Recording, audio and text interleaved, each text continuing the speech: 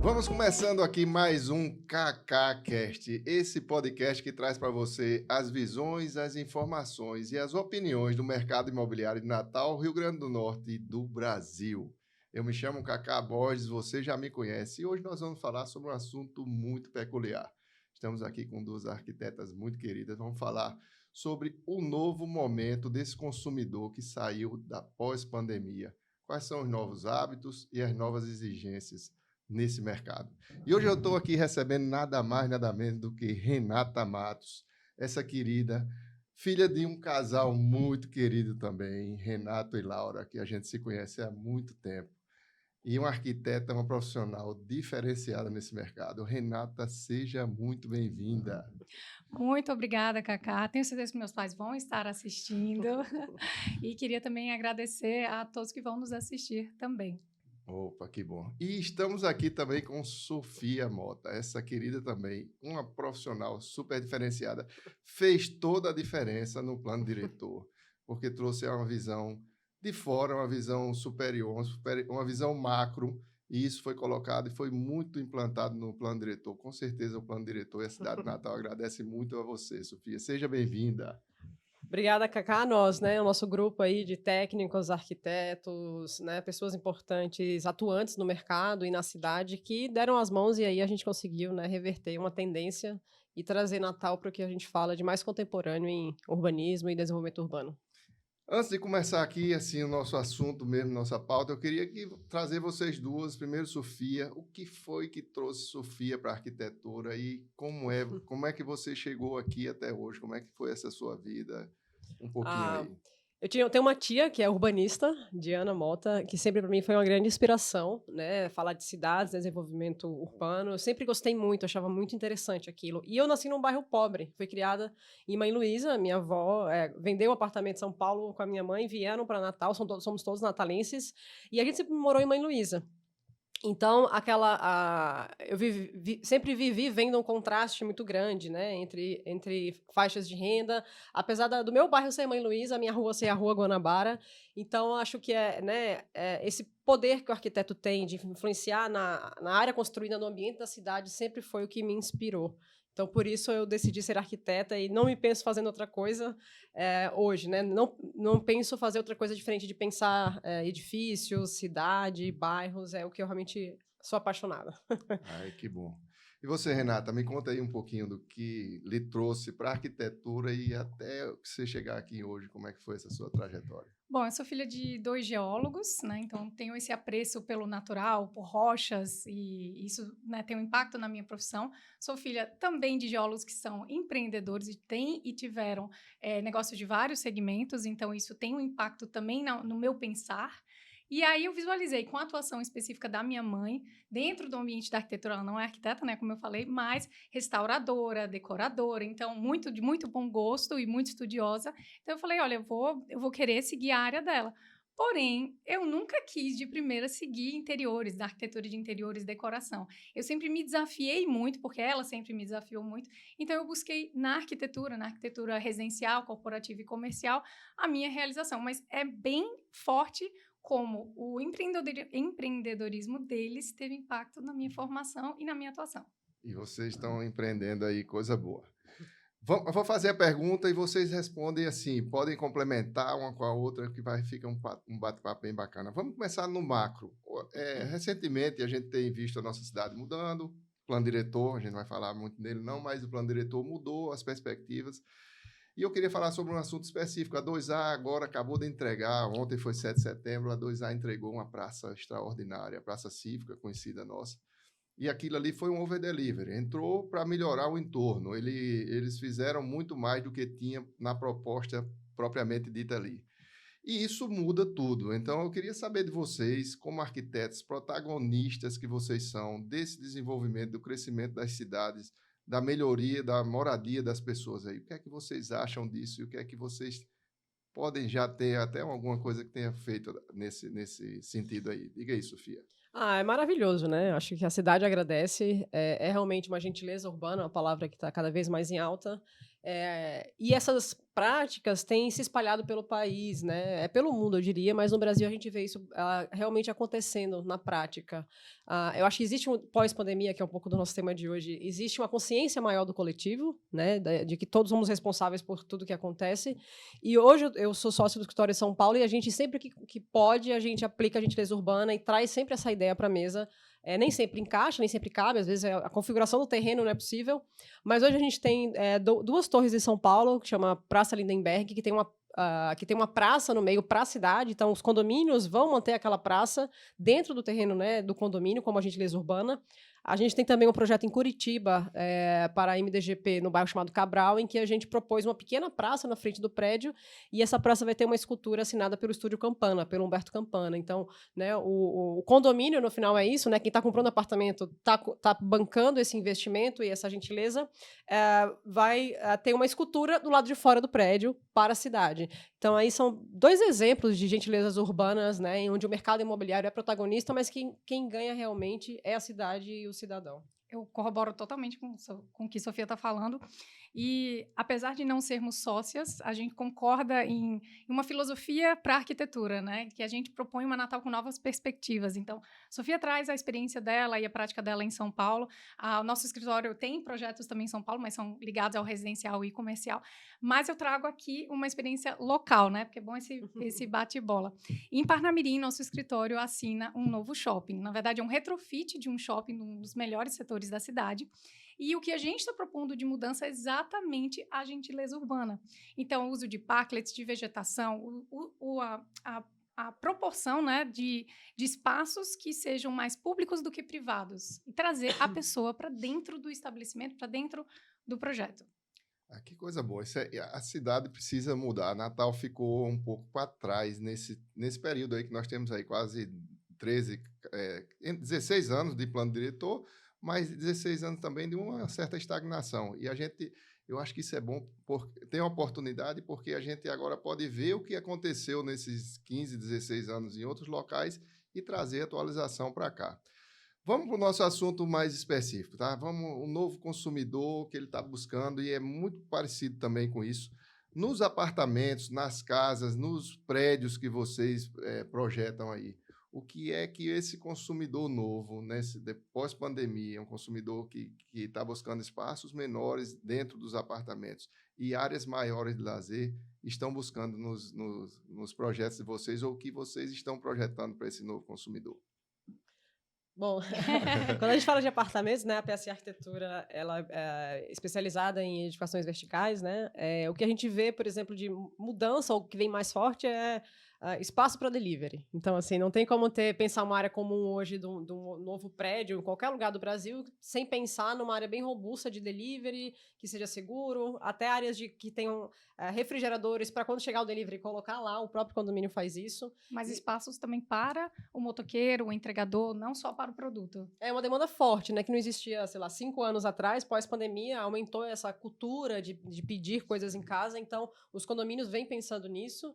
A tecnologia sempre forte, e hoje eu vejo uma mudança no sentido, Cacá, muito voltada para o bem-estar, o wellness, tem até certificações nesse sentido. Então, desde áreas de massagem, áreas de spa, isso também vem muito forte, pensando nesse bem-estar, um lugar que você consiga fazer uma yoga, né? O verde muito presente, eu acho que na pandemia, quem não tinha um lugar para respirar sentiu muita falta, então a valorização do paisagismo cada vez mais como protagonista no desenvolvimento de novas edificações tem sido muito forte. Acho que são alguns desses itens aí que a gente vem, e a gentileza urbana, né? Essa responsabilidade social com o coletivo também são algumas demandas que a gente observa em arquitetura de edificações pós-pandemia.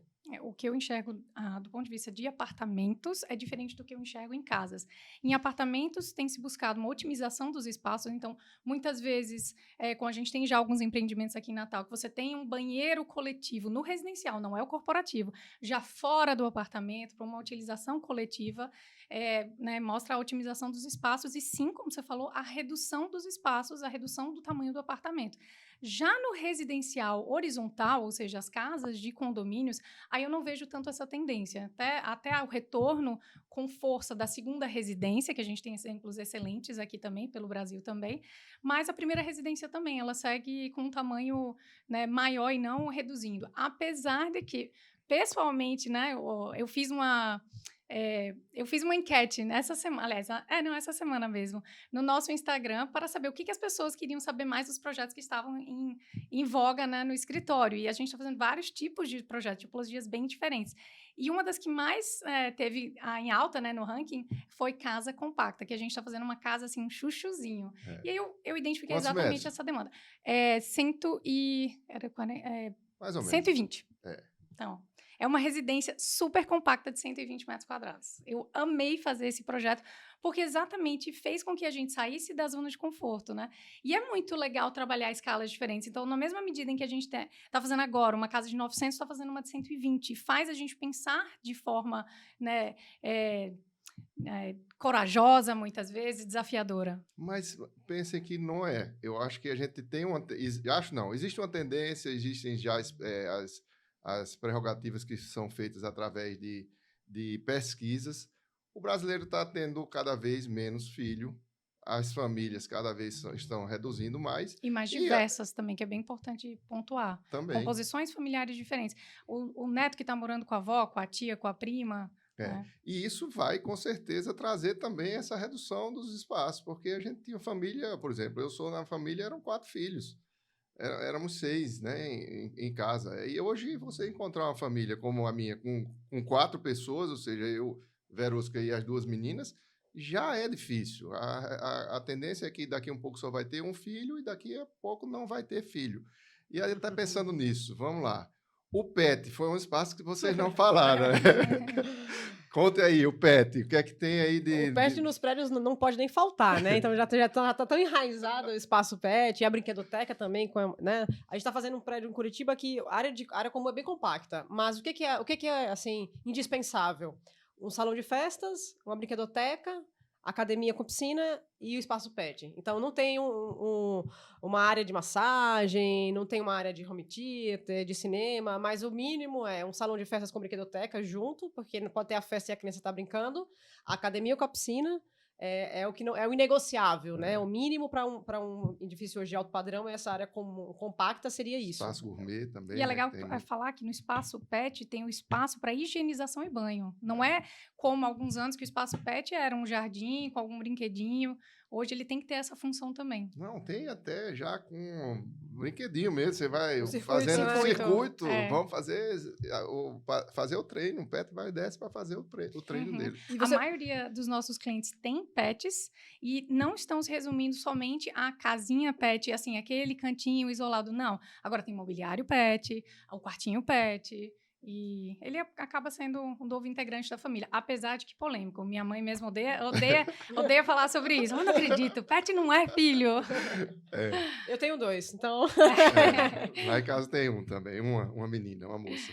Olha aí. Você falou, né, Cacá, achei super interessante, você falou sobre essa questão das famílias estarem menores e envelhecendo com qualidade. Então, uma coisa que a gente observa, por exemplo, muito no mercado de São Paulo, é aquele apartamento que poderia ter 3 quartos, agora ele tem 2 bons quartos, né? Ele poderia ser, por exemplo, apartamentos de 50 metros quadrados com 1 quarto. É uma excelente suíte. Apartamentos de 180 com 2 quartos, mas são 2 super suítes. Que eu acho que reflete essa tendência, 2 tendências, né?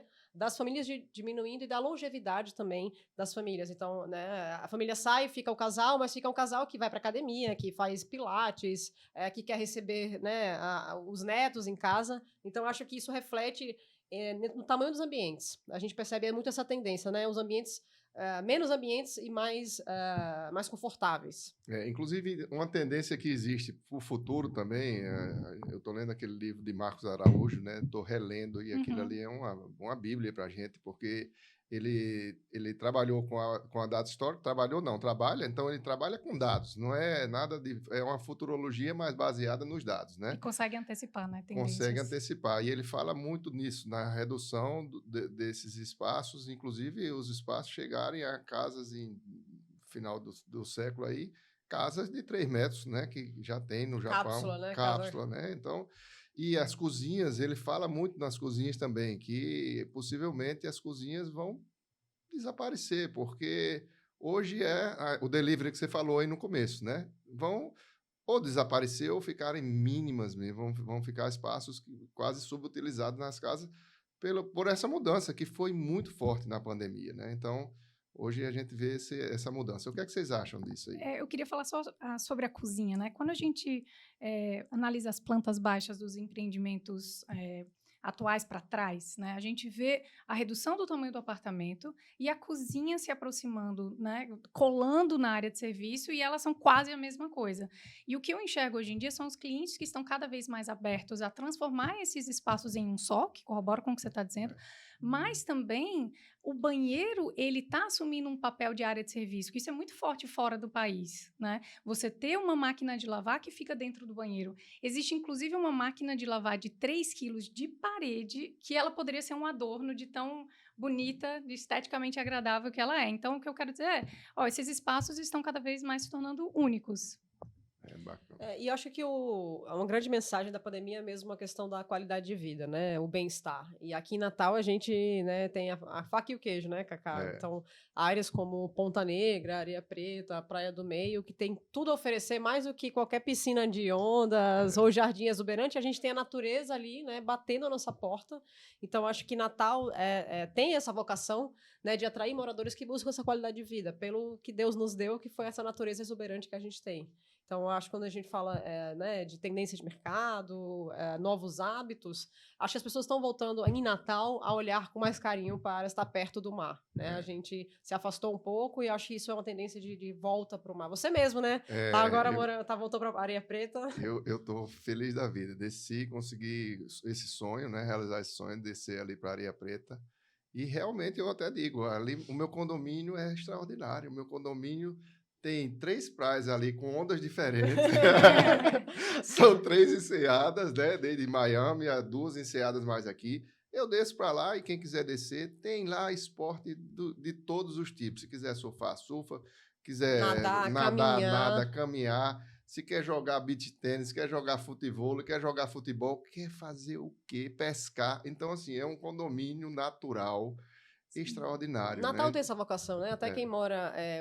a Brasília teimosa tá de frente pro mar, né? A gente tem esse privilégio. Mãe Luísa, onde eu morei, eu tinha sinto falta de... Eu via o mar. É maravilhoso. É uma qualidade de vida, assim, realmente incomparável o que a gente tem aqui em Natal. Cacá, você acha que, falando de Areia Preta, existem ciclos comportamentais? Porque existiu aquele boom de Areia Preta, aí eu sinto que ele foi meio que deixado de lado e agora ele volta a virar esse protagonista também na cidade, olhando para a natureza. Ainda mais do lado da via costeira, né? Agora... Não, sem dúvida, porque os apartamentos também... Por exemplo, ali, Areia Preta, nós temos 2 ou 3 terrenos somente que permitem construção agora. Então, os espaços foram ocupados. E os prédios são mais antigos, mas já está acontecendo em Natal muito isso. Vocês estão vendo o retrofit dos prédios, né? Se adaptando às novas demandas, né? Então, os prédios antigos, eles estão se renovando em tudo, desde fachada, mudanças, se tem aqueles prédios ainda que tem ar-condicionado na fachada. Todas as mudanças que são de fachada inicialmente, depois vai para dentro do prédio. Então, as áreas de lazer, por exemplo, a gente tinha grandes espaços que eram salões de festas subutilizados. Hoje estão se transformando em 2 ou 3 pequenos espaços gourmet, de motivos diferentes e dentro do próprio condomínio. Então, é o caso da minha irmã Fernanda, ela mora em Areia Preta e no condomínio dela, que estava super obsoleto, acabou de passar por uma mudança administrativa, uma repaginação de fachada, sutil, inclusive, que eu poderia ter feito melhor, queria dizer. Mas o ponto mais importante aqui é destacar que os espaços obsoletos internos, eles passaram a ser mini mercado e horta coletiva. Você ter ideia, externo, né, nesse caso, mas quem pensaria inicialmente numa proposta de horta coletiva em algum prédio de Areia Preta? Ninguém. Ninguém. Mas hoje é só o que tem. É essa oportunidade de melhorar esses espaços e trazer de volta as pessoas para um espaço diferenciado, com o mar na frente, enfim, com toda aquela exuberância e também a qualidade de vida, melhora demais. E eu queria aproveitar esse caminho que a gente está em beira de praia. Natal, nós temos, em todas as cidades, nós temos 2 pontos, eu acho que são muito importantes. Iluminação nos apartamentos, nos prédios, nas casas, e ventilação. O que é que tem de novo? O que é que vocês estão vendo? O que é que a arquitetura está trazendo de moderno para que a gente possa equalizar esses pontos quando não tem, né? Então, às vezes tem um prédio que você tem 2 apartamentos voltados para o nascente e 2 para o poente. Então, a gente tem iluminação, mas tem uma falta de ventilação, enfim, muitas vezes. O que é que vocês têm trazido de novidade para isso? O que é que a Cacá, arquitetura eu traz? penso que isso é problema de arquitetura, para ser resolvido pelo arquiteto, que precisa estar cada vez mais ligado ao incorporador, senão, quando ele não é o próprio incorporador, acho que Sofia pode falar muito bem sobre isso, mas a gente tem, quando se fala em arquitetura bioclimática, a gente tem uma situação muito fácil de resolver em arquitetura. Vento é predominantemente sudeste aqui. Então, abra as suas aberturas, né? Abra suas janelas e portas para o sudeste e produza a ventilação cruzada. Se você faz isso e sombreia, ou seja, você cria uma proteção, resolvido o problema, não tem segredo projetar para cá. Agora, temos um terreno quadrado, como resolver? Aí é o quebra-cabeça da arquitetura. Para tratamento de fachada, por exemplo, a gente consegue utilizar várias estratégias, como brises, para filtrar essa luz indireta, no caso, né, de estar para o poente, dentro do apartamento, né? Tem cortinas bem tecnológicas que ajudam né, a diminuir esse desconforto. Fachada ventilada. Fachada ventilada é uma outra estratégia, mas é como a Renata falou, o arquiteto tem que resolver isso antes de ser um problema, né? A gente já sabe de onde vem o vento, onde é que está o sol. Então, a arquitetura tem muito essa missão, Cacá, de produzir a melhor condição né, de uma área construída para tirar os maiores benefícios das condições climáticas que a gente tem. Tem um tipo de tecnologia que é muito interessante, que eu já venho de olho nela, que é a placa fotovoltaica, que deixa de ser placa e ela passa a ser, na verdade, uma bobina, né, uma lâmina flexível que você pode aplicar em fachadas. Agora, por que ela não era ainda utilizada aqui no Brasil? Primeiro, o desempenho era muito baixo e, segundo, tecnologia, custo, né? E eu estou bem ansiosa para isso ser disponibilizado em breve. Isso muda bastante a configuração funcional e estética da arquitetura. Uma coisa, pegando nesse gancho aí, a automação dentro dos prédios também, né, que hoje a gente tem a automação completa, e dos imóveis também na parte interna. O que é que vocês me dizem da automação? É uma demanda hoje muito buscada pelos seus clientes, não é? Sim, acho que a tecnologia hoje ela é inegociável também. Então, ela está presente e onipresente quando a gente fala em arquitetura e desenvolvimento imobiliário. Então, a automação, seja de identificação facial, quando você chega no prédio, a ler a placa do carro ou colocar o dedo para abrir a porta, muitos empreendimentos já vêm com tudo isso, né? Já parte com essa automação. E do ponto de vista de sustentabilidade, né? Seja, por exemplo, um sensor que está vendo que a grama já está devidamente molhada e suspende a água, até ver que a luz, o sol nasceu, pode apagar todas as luzes, né? Então, acho que a tecnologia vem para trazer uma série de benefícios, como conforto, mas também sustentabilidade e economia. A grande barreira acaba sendo o custo, né? Eu concordo que ela é quase inegociável, muito no pensamento de aquele livro, O Paladar Não Retrocede, né? Uma vez que você tem acesso, você utiliza, você não quer mais abrir mão, porque você começa a ver os benefícios que não são somente de conforto estéticos, tá? Isso é importante pontuar. São confortos de segurança também, conforto de segurança, mas deixando isso bem claro, de consumo, de energia. Mas o grande desafio realmente é a entrada, né? O custo de aquisição. Porém, até porque o sistema antigo era cabeado, né? E hoje você tem cada vez mais equipamentos que são completamente Wi-Fi, que evitam, então, um processo de retrofit, com muito desgaste, custo, e também no residencial mesmo, né? Então, é um caminho sem volta. A gente está falando aí de custo e 2 coisas me vieram na cabeça aqui, eu queria perguntar a vocês. Já partindo até para o nosso finalzinho aqui, Já? Já. A gente vai ter que fazer outro, viu? Porque está muito bacana aqui. Chamou as duas, deu nisso, né? Mas aí duas coisas. Uma, hoje a gente vê já em alguns prédios já começam a fazer isso. Trazer, por exemplo, o uso misto, que a gente não falou, que é uma coisa que é uma tendência Gente, tem tanto assunto que a gente extraordinária. poderia Não, falar tem, aqui, tem, Cacá. tem, tem. E nesse uso misto, o que é que está acontecendo? Por exemplo, o estacionamento que é da área comercial vai passar a Monetizar. monetizar o custo do condomínio, ou seja, você muito legal. reduz, de novo, falando em redução de custo. Né? Economia Então, compartilhada, né? então, o que é que vocês me veem sobre isso aí? Como é que a gente... Fala. Eu acho genial. A minha curiosidade é para saber se essa renda não será revertida para o incorporador e o construtor, como muitas vezes acontece no uso misto, né? O incorporador, ele que subloca e essa renda vai para ele. Então, eu estou curiosa para ver o que vai acontecer nos empreendimentos quando estiverem locando as vagas. Né? Não, já vai direto para o condomínio. Vai ser... Então, isso é trouxa. genial. Se tivesse repasse direto... É assim, direto para o condomínio. Vai direto essa base de lucro que vai entrar aí, essa receita, ela já vai direto para o condomínio para reduzir o custo do condomínio em geral. Uhum. Acho que isso ilustra bem a tendência de economia compartilhada, né? Aquelas vagas que estariam vazias à noite no uso comercial vão estar lá, né? Também podendo ser, de repente, compartilhada com o próprio condomínio. E quando a gente pensa até no conceito de sustentabilidade, a gente está falando disso, né? O incorporador que se importa com o morador. Ele quer a sustentabilidade daquele prédio lá. Eu trabalhei nos Estados Unidos, no escritório de urbanismo, Cacá, e a gente já fazia isso lá. Então, por exemplo, na hora que pensavam a escola, no estacionamento da escola, de dia era estacionamento da escola e de noite era cinema ao ar livre. Então, é justamente essa ideia, esse conceito de ter algo compartilhado que se retroalimenta e você não desperdiça o que a gente tem mais caro na cidade, que é a matéria-prima, que é o solo urbano. Né? Imagina quantas vagas estão aí vazias à noite, podendo ter outros usos e trazendo até um benefício financeiro, como você falou, né? Eu sei que vocês não estão só aqui em Natal, né? Vocês têm uma vida corrida e trabalham em outras cidades também, em outros estados e tudo.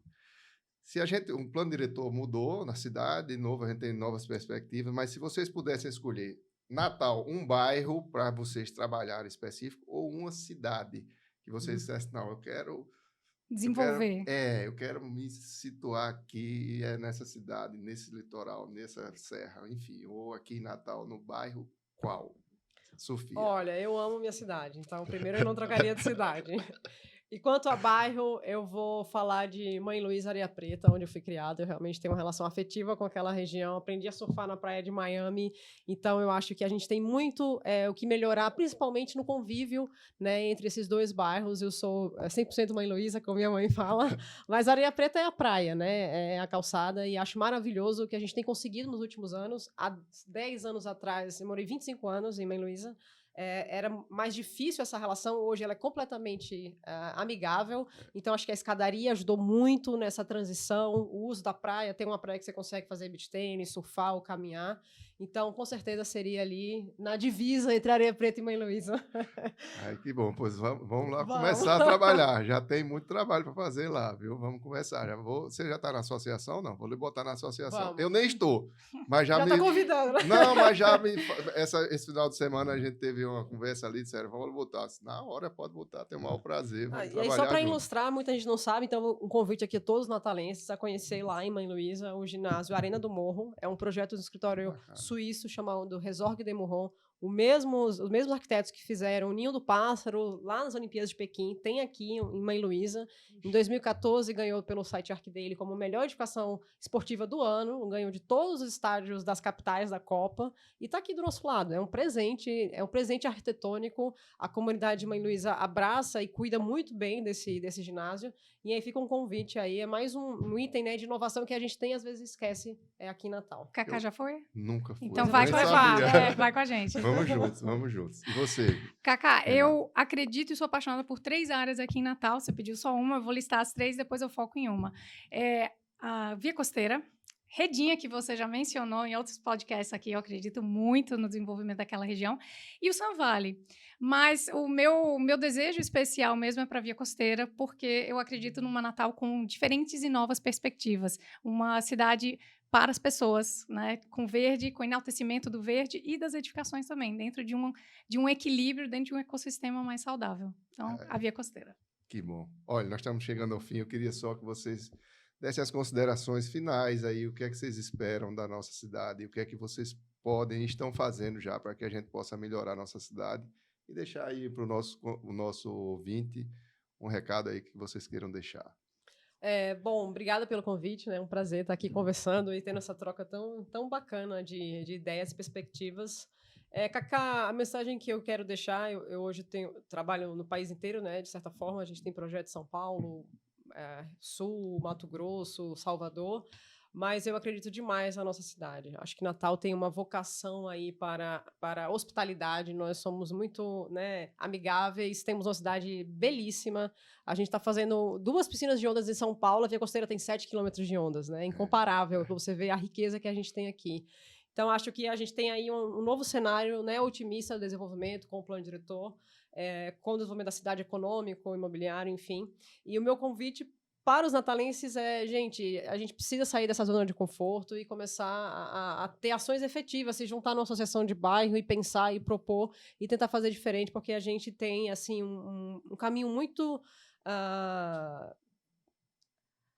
bom para ser desenvolvido aí na nossa cidade. Eu acredito em Natal, e aí meu convite aí vamos se juntar e vamos levar essa cidade, né, transformar o futuro em presente. Só para ilustrar, Fortaleza passou o Salvador nesses 20 anos aí. Então, há 15 anos atrás, Salvador era a grande capital do Nordeste, hoje é Fortaleza. Então, ela desenvolveu e conseguiu ser a principal capital do Nordeste hoje. Por que não pode ser Natal? Por que a gente não pode estar ali, né, se espelhando em Fortaleza, por exemplo, ao invés de ficar se lamentando e ficar se comparando com outras cidades menores? Vamos olhar para cima, né? Por que a gente não pode ser a Fortaleza de amanhã? E eles pensam a cidade, né, Sofia? Eles trabalham isso dioturnamente. Então, existem grupos formados para trabalhar a cidade, pensar a cidade hoje, amanhã e no futuro, e trazem esse futuro realmente. E Natal tem uma vocação pelo moderno, né? Não sei se foi influência dos americanos, que ficou enraizado na gente. Sempre. A primeira cidade a ter Coca-Cola, chiclete, liquidificador do Brasil. Só é Natal. Então vamos assumir essa vocação, né? E vamos trazer a cidade para frente. Como você falou aqui em outros podcasts, há 15 anos a gente tem novidades. Quem vem no Natal há 15 anos vai fazer o mesmo programa, né? Então vamos assumir a nossa vocação à modernidade e vamos ajudar a transformar a nossa cidade. Eu deixo, na verdade, uma pergunta. Natal é uma cidade competitiva? Quando a gente pensa isso, a gente intuitivamente responde, não, Natal não é uma cidade competitiva. Então, a mensagem que eu passo é que a gente assuma o protagonismo da nossa cidade, corroboro com tudo que Sofia falou, a gente, inclusive, trabalha com escalas de atuação muito complementares, e que é isso, que a gente assuma o protagonismo para uma cidade melhor para todos. Opa, olha que bom. Então, nós estamos terminando aqui esse bate-papo que foi super bacana com Sofia Mota e Renata Matos. Falamos aqui inicialmente sobre o novo consumidor, o que é que esse novo consumidor está buscando e o que é que a arquitetura está fazendo para acomodar essas exigências, essas necessidades desse novo consumidor, seja em prédios, casas ou apartamentos. E foi um bate-papo muito bacana, espero que você tenha assistido aí, que tenha pego pelo menos algum insight que possa levar para a sua vida, para a sua casa, para o seu apartamento, porque esse é o nosso intuito. Então, muito obrigado pela audiência e até o próximo KKCast.